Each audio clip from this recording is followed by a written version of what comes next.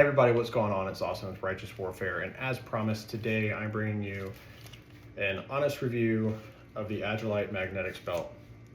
I've used this belt for over 2 years now, first in the Army, and I've used it for some shooting competition, and I've got enough time on this belt. I think I am more than capable of giving you guys some honest feedback about some things I love about this belt, some things I'm not super crazy about, so you can make an informed decision from somebody who's not sponsored by Agilite as to if this is a belt you think you should buy or not. So jumping right into it, let's get started. All right guys, so jumping right into it, we're gonna work with the inner belt first, which I'll be honest is my favorite part of the belt. I actually wear this for like an EDC belt. I've put on a few pounds, so I'm having to move away from it.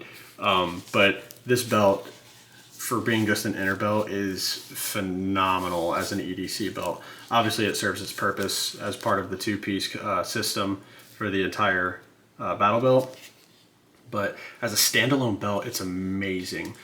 So working from the front, my favorite part is it's got a metal buckle instead of a G-hook or anything crazy or under engineered. They just gave you a straight up metal loop through buckle here. Super solid. I've never had any issues with it. They also gave us a little bit of flexibility. When I measure, it's probably about 1.5 to 2 inches of give for literal breathing room. They gave us Tegris material on the inside. So this is to help with the overall rigidity of the belt. I'll show you guys that. It goes nice and clean into this little pocket here. It's great for carrying appendix, which sometimes I go from appendix to my 3 o'clock. Depends on what I'm carrying or how I'm carrying. I think it's phenomenal, and like I said, it's my favorite aspect of the belt. Can't glaze past it. Obviously we have the magnets, the triangle. I've seen a bunch of people say different things. Realistically, this belt, you can wear it upside down if you want.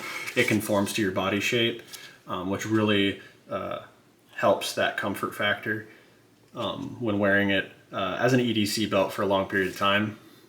The magnets really don't do anything if you're not wearing the outer belt, except I've had a few times where I'm sitting down in like an aluminum chair and I will actually feel it catch a little bit. So it's kind of funny, but that's really it for the inner belt. Nothing crazy special. It's just super comfortable, and it really holds up on its own. You see it just kind of flexes there a little bit, and it's pretty rigid all by itself. So let's move on to the outer belt. All right guys, getting into the outer belt here, which is the most important component for a 2-belt system. The Cobra buckle up front is solid metal. It's not my favorite buckle just because of its size. I like the larger Cobra buckles. They just give me a little more confidence in the overall structure and stability of the buckle. By no means has this Cobra buckle given me any issues. I mean, it's held up for a long time and it's still in there nice and tight. We still have that Tegris material like we have on the inner belt, increasing the rigidity on the front side of the battle belt, which I do like. I don't always like trying to get that much material in the inner pocket per se of the battle belt when I'm putting it on, but it does add the stability that it's supposed to, so it serves its purpose. That same material is all across the outside of the belt, kind of skeletonized, and I do think that it holds up. I think it really does assist the belt from flexing inward or outward, and I think it helps the stability of that MOLLE. Speaking of the MOLLE, we've got standard MOLLE webbing and not like laser cut, which I don't care too much for the difference.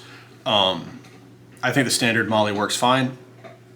This having had a whole lot of pouches moved and added to it, I do think that they've held up beautifully. Not a lot of stitch fraying over almost 3 years of using it, and the MOLLE's still tight. When I add a pouch to it, they don't wobble around. They're in there really good.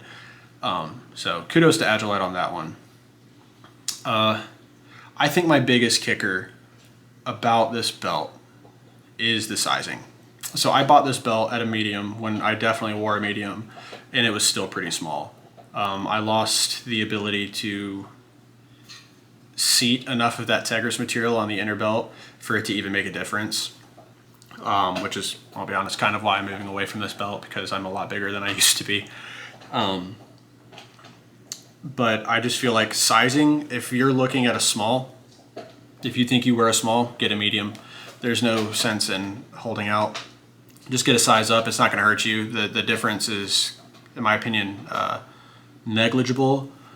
But yeah, overall, this battle belt is really good. I know a lot of people are probably gonna be like, well, it's not made in the USA. Then get something else. That's fine. I'm not here to tell you what to buy or where to buy. I'm just telling you what I think about this product. I think this product is good. Do I think that the magnetic aspect of the belt is any reason for it to be $180? Not really. I would like this belt to be about $20 cheaper, but that's kind of the nature of the beast, I think, in today's world. But overall, phenomenal belt. If you're looking at getting a battle belt and you want to drop that money, definitely look at this. It's solid, it's stable, and it lasts a really long time. It's a pretty good quality belt.